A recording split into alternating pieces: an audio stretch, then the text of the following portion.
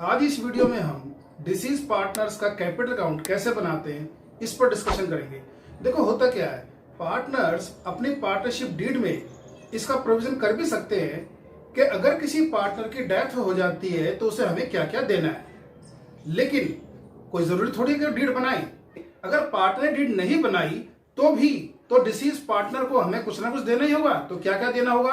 Capital account, reserve में उसका share, goodwill में उसका शेयर, जितने समय उसने इस साल काम किया है उसमें उस पार्टनर का हिस्सा, ये सब तो हमें देना ही पड़ेगा। इसलिए क्वेश्चन में हमें बड़े ध्यान से देखना होता है कि हमें डिसीज पार्टनर को क्या क्या देना है और क्या उससे लेना है। मतलब अगर जब तक वो जिंदा था उस बीच उसने कुछ ड्राइंग की होगी तो वो भी उससे एडजस्ट करनी है हमको अकाउंट से, और अगर उसने कुछ हमसे लोन ले रखा होगा तो वो भी हमें एडजस्ट करना है। तो इन सब बातों को ध्यान में रखते हुए हमें डिसीज पार्टनर का कैपिटल अकाउंट तैयार करना होता है। तो इसलिए हमें डिसीज पार्टनर को क्या क्या देना होता है, सबसे पहले तो उसका जो अपना लास्ट बैलेंस शीट जब बनी थी डेथ से पहले, उसमें जो उसका कैपिटल था उसे देना होता है। फिर अगर कोई जनरल रिजर्व था उस लास्ट बैलेंस शीट में, उसमें उसका शेयर देना होता है। फिर जितने समय इस साल उसने काम किया है उस साल के प्रॉफिट में उतने ही समय का उसका हिस्सा प्रॉफिट एंड लॉस सस्पेंस के रूप में देना पड़ता है। इसके बाद गुडविल में अगर कोई उसका शेयर बनता है, मतलब जिस दिन उसकी डेथ हुई है उस दिन तक की जो फर्म की गुडविल है उसमें उसका शेयर, और वो कौन देते हैं? वो रिमेनिंग पार्टनर अपनी गेनिंग रेशियो में देते हैं। मान लेते हैं वाई की डेथ हुई है तो कौन देगा? एक्स देगा और जेड देगा भाई। तो by x capital by Z capital, ये जो है हम उसको गुडविल दे देते हैं। और क्या दे सकते हैं उसको हम? Interest on capital. अगर वो एक्टिव पार्टनर था तो उसको उतने ही समय की सैलरी भी मिलेगी जितने समय उसने काम किया था। लेकिन ये चीजें तभी मिलेंगी, इंटरेस्ट ऑन कैपिटल, सैलरी वगैरह, जब पार्टनरशिप डीड में लिखा होगा, वरना नहीं मिलेगी।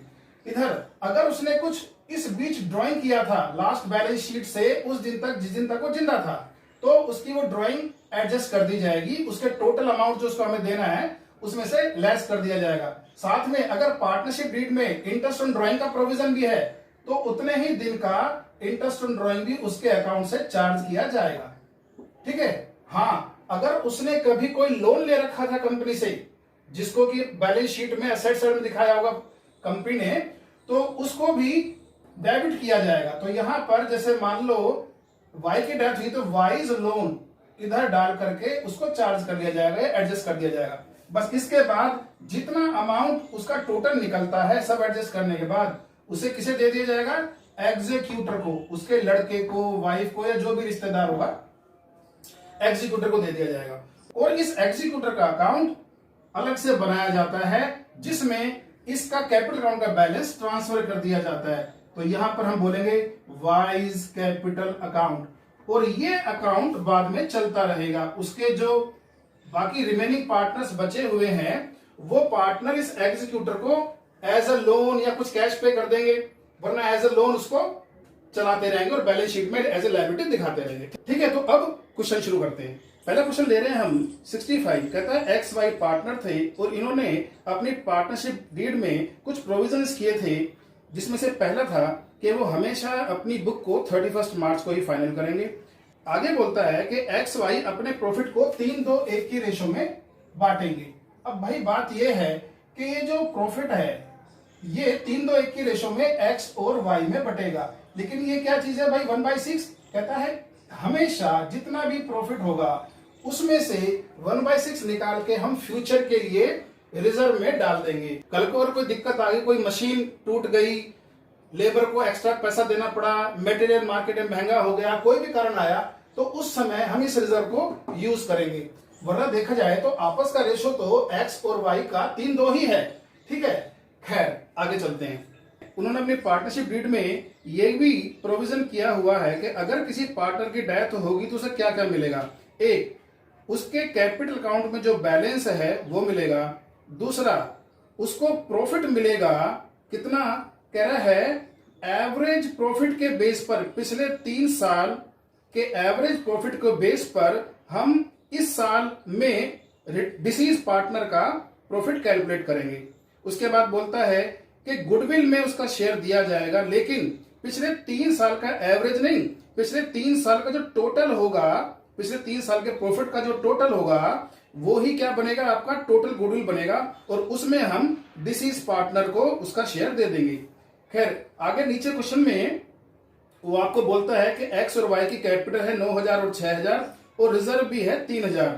इसके बाद नीचे आते हैं 3 साल के उसने प्रॉफिट दिए हैं आपको, और बोलता है कि वाई की डेथ हो जाती है 1 अगस्त को, मतलब 4 महीने बाद ही, बैलेंस शीट बनने के 4 महीने बाद ही, तो हम उसको 4 महीने का प्रॉफिट देंगे। चलो जी अब क्वेश्चन शुरू करते हैं। तो सबसे पहले हम कुछ वर्किंग कर लेते हैं। यहां पर हमें उसे क्या क्या देना है। एक चीज तो देखो हमें देनी है उसको कैपिटल का बैलेंस देना है उसका। दूसरी चीज हमें क्या देनी है उसको, कहता है हमें उसको देना है प्रॉफिट। ठीक है, प्रॉफिट कितना देना है, शेयर ऑफ प्रॉफिट। कहता है पिछले 3 साल का एवरेज। चलो पहले 3 साल का एवरेज निकाल लेते हैं। उसने हमको जो ईयर दिए हैं वो है 16, 17, 18 और 18, 19 के उसने प्रॉफिट दिए हैं आपको कितने, 4200, 3900 और 4500। ठीक है जी, तो ये आपके आ गए 12,600। तो 12,600 पिछले 3 साल का प्रॉफिट था। अब इसका एवरेज निकाल लेते हैं, तो हमारा जो एवरेज आ जाता है वो 4200 रुपए आ जाता है। ठीक है जी, तो हम ये मानकर चलेंगे कि इस साल, जिस साल वाई की डेथ हुई है उस साल कंपनी को 4200 रुपए का प्रॉफिट हुआ। अब इस 4200 रुपए में वाई का हम शेयर निकाल लेते हैं प्रॉफिट का। ठीक है, अब बात यह है कि भाई 4200 रुपए तो पूरे साल का 12 महीने का प्रॉफिट है, लेकिन 12 महीने के प्रॉफिट में एक्स और वाई जो 2 पार्टनर थे वो पहले 4 महीने थे, उसके बाद अकेला एक्स पार्टनर रह गया। ठीक है, तो हमको वाई को तो सिर्फ पहले 4 महीने के प्रॉफिट में ही शेयर देना है, तो 4/12 करेंगे उसमें। इसके बाद आपस का रेशो क्या है, 3-2, तो उसमें वाई का शेयर कितना, 2/5। तो यहां पर हम निकालेंगे तो इसका अमाउंट आएगा 560। ठीक है, तो एक तो हमको ये देना है। इसके बाद गुडविल, शेयर ऑफ गुडविल।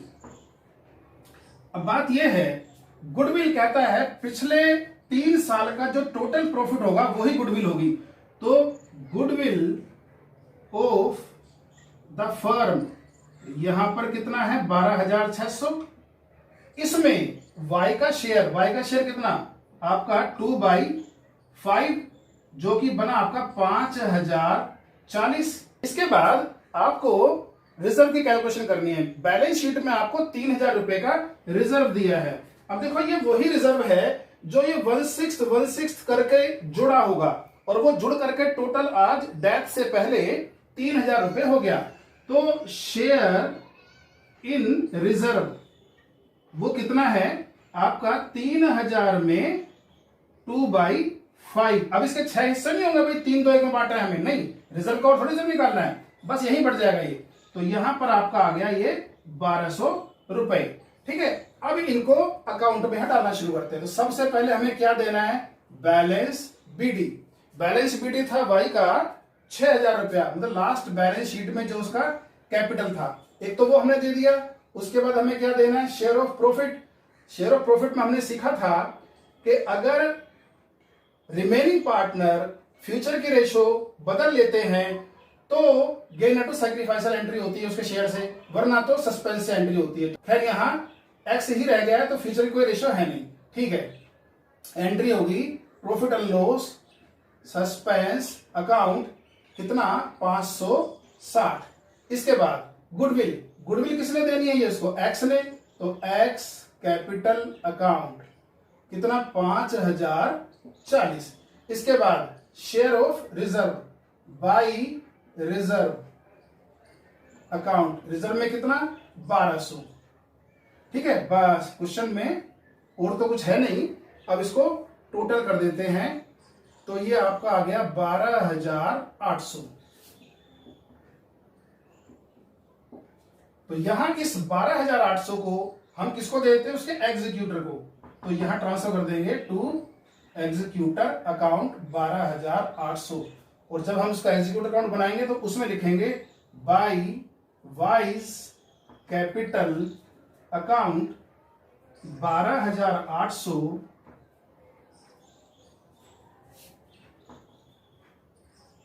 और टू बैलेंस CD, क्योंकि ये तो अकाउंट अभी चलने वाला है, ये बैलेंस शीट में ऐसे लोन आता रहेगा। ठीक है, तो इस तरह से हम डिसीज पार्टनर का अकाउंट बनाते हैं। अब अगला क्वेश्चन है, कहता है PQR पार्टनर थे, इनका रेशियो था 2:1।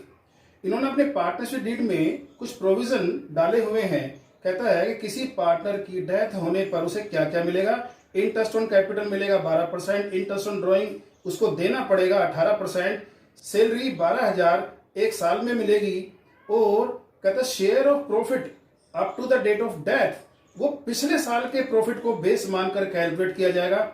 और अब होता क्या है कि पी की डेथ हो जाती है 31 मई को। 31 मई को डेथ होने का मतलब यह है कि उसने 2 ही महीने काम किया इस साल। अब कहता है उसका जो बैलेंस है वो 80,000 रुपए है, और 15,000 रुपए की उसने ड्रॉइंग भी की थी, जिस पर इंटरेस्ट 1,200 रुपए कैलकुलेट उन्होंने किया है, और पिछले साल का प्रॉफिट है आपका 30,000 का। चलो जी शुरू करते हैं। सबसे पहले तो हम जरा इसका कैपिटल का बैलेंस लिख लेते हैं, जिसमें हमें कैलकुलेशन कुछ करनी ही नहीं है। तो बैलेंस BD इनकी थी आपकी 80,000 रुपए की, तो 80,000 हमने यहां लिख दिया। इसके बाद 15,000 रुपए की ड्राइंग भी की थी, ठीक है जी, 2 ड्राइंग्स, इतना आपका 15,000। इसके बाद आती है आपकी बात, कहता है इसने इंटरेस्ट ऑन ड्राइंग 1,200 पहले ही कैलकुलेट कर लिया है। हालांकि देखो प्रोविजन में उसने कहा था कि 18% कैलकुलेट होगा, तो जब वो आपको अमाउंट दे देता है ना, फिर आपको कैलकुलेट करने की जरूरत नहीं है, जितना अमाउंट उसने कैलकुलेट करके दिया उसे सीधा लिख दो। तो इंटरेस्ट ऑन ड्राइंग अकाउंट आपका कितना 1,200 रुपए, ठीक है जी। इसके बाद उसने कहा है प्रॉफिट बोला है उसने 30,000 रुपए का। चलो ऊपर से शुरू करते हैं वर्किंग पहले। तो सबसे पहले है इंटरेस्ट ऑन कैपिटल की वर्किंग। तो यहां पर आपकी कैपिटल थी 80,000 रुपए की। देखो 80,000 में अब आपको कितना इंटरेस्ट देना है, यहां पर 12% के हिसाब से कितने महीने का, 2 महीने का। तो ये कितना आ गया अभी आपका 1,600 रुपए। दूसरी एडजस्टमेंट, दूसरी कहता है आपकी इंटरेस्ट ऑन ड्राइंग करनी थी, वो हम कर चुके हैं। सैलरी, कहता है सैलरी में हमें कितना हिस्सा देना है उसको। सैलरी 12,000 एक साल की थी, और वो जिंदा रहा 2 महीने, तो 2 महीने काम किया तो 2 महीने की सैलरी मिलेगी 2/12, मतलब कि 2,000। तीसरी कैलकुलेशन है इसमें आपकी प्रॉफिट की। प्रॉफिट बोलता है शेयर ऑफ प्रॉफिट, बोलता है कि पिछले साल के प्रॉफिट को बेस मानना है। भाई पिछले साल का प्रॉफिट तो उसने दे रखा है आपको 30,000, उसमें भी कितने महीने जिंदा रहा वो, 2 महीने। इसमें उसका शेयर था आपका 2/5, जो आता है 2,000। तो 2,000 रुपए इसका प्रॉफिट का शेयर आया। अब इसे ट्रांसफर कर देते हैं। तो सबसे पहले by interest on capital account 1,600, इसके बाद सैलरी बाई सैलरी अकाउंट 2,000, उसके बाद प्रॉफिट को ट्रांसफर करते हैं। Profit loss suspense account 2,000। बाकी हमने डेबिट में इसके ड्राइंग लिख दी है और इंटरेस्ट ऑन ड्राइंग भी लिख दिया है, ठीक है। अब इसको फाइनल कर देते हैं। तो हम देखते हैं इसका 85,600 टोटल आया, 85,600, और ये आपका 69,400 बैलेंस आ गया, जिसे हम उसके एग्जीक्यूटर को ट्रांसफर कर देते हैं। एग्जीक्यूटर अकाउंट यहां लिखते हैं बाई पीस कैपिटल अकाउंट 69,400। बस ये अकाउंट यहां फाइनल हो गया 69,400 टू बैलेंस CD। अब ये अमाउंट जो है 69,400 बैलेंस शीट में आ जाएगा, ठीक है। तो यहां पर ये क्या था, वाई का एग्जीक्यूटर अकाउंट और ये था वाई का कैपिटल अकाउंट। अब हम समझ लेते हैं इसकी जर्नल एंट्री। जर्नल एंट्री में देखो, जो ट्रांजैक्शन इस वाई के कैपिटल अकाउंट में क्रेडिट साइड में है, उन सभी के लिए हम वाई के अकाउंट को क्रेडिट कर देते हैं। जैसे बीडी को एंट्री हमें करनी नहीं है, बाकी interest on capital account debit to Y's capital account, कितना आपका 16 है 100। इसके बाद सैलरी, सैलरी भी क्रेडिट साइड में, तो उसके लिए भी हम वाई के अकाउंट को क्रेडिट कर देते हैं। तो टू वाइज कैपिटल अकाउंट, कितना 2000। इसके बाद इस प्रॉफिट को ट्रांसफर करते हैं, तो profit and loss suspense account debit to Y's capital account 2000। इसके बाद जो ट्रांजैक्शन हमने वाई के अकाउंट में डेबिट में डाली हैं, उन सभी के लिए वाई के अकाउंट को डेबिट कर देते हैं। जैसे Y's capital account debit to drawings, आपका 15,000। इसके बाद इंटरेस्ट, उसके लिए Y's capital account debit to interest on drawings account, कितना जो क्वेश्चन में हमें कैलकुलेट करके दिया था 1200। इसके बाद ये एंट्री जो वाई के अकाउंट को हमने एग्जीक्यूटर अकाउंट में ट्रांसफर किया है, तो ये भी किधर है, वाई के डेबिट में, तो एंट्री होगी Y's capital account debit to Y's executor account, कितना 69,400 69,400। उसके बाद ये एंट्री यहां ट्रांसफर हो गई, इसकी एंट्री ये हो ही चुकी है, और सीडी की कोई एंट्री होती नहीं, बीडी की नहीं होती, सीडी की नहीं होती। तो इस तरह से हम डिसीज पार्टनर का कैपिटल अकाउंट, उसके एग्जीक्यूटर का अकाउंट और उसकी डेथ पर जो अकाउंटिंग ट्रीटमेंट होती है, उनकी जर्नल एंट्री करते हैं। तो इस वीडियो में इतना ही, कुछ और क्वेश्चन करेंगे अगली वीडियो में। Thank you.